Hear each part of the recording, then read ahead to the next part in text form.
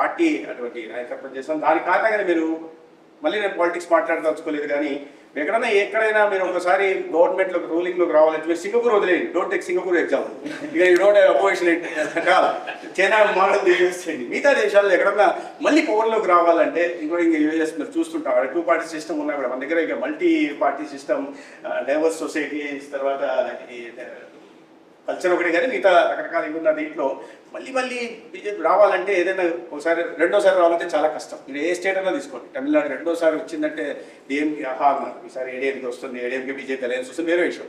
రెండోసారి రావడం కష్టం, మూడోసారి రావాలంటే అది ఇంపాసిబుల్. కానీ బీజేపీ డిఎన్ఏ మీరు ఒకసారి చూడాలి. అనేక రాష్ట్రాలు ఒకసారి వచ్చింది, ఉత్తరప్రదేశ్ లేదా అస్సాం లాంటి 2 సార్లు వచ్చింది, 3 సార్లు వస్తుంది. హర్యానా లేదా అరుణాచల్ లేదా గోవా లాంటి రాష్ట్రాల్లో 3 సార్లు వచ్చింది. మధ్యప్రదేశ్ లాంటి రాష్ట్రాల్లో 4 సార్లు వచ్చింది. ఛత్తీస్గఢ్ లాంటి రాష్ట్రంలో 4వ సారి వచ్చింది. గుజరాత్లో అయితే కంటిన్యూస్గా we are winning election after the election continuously for 6 terms. 1995 నుంచి బీజేపీ రూలింగ్లో ఉంది. ఇప్పుడు 7th టైం కూడా మళ్ళీ బీజేపీ గెలుస్తున్నాయి. అనుమానం అంటే ఒక పార్టీని మళ్ళీ పవర్లోకి తెస్తున్నారంటే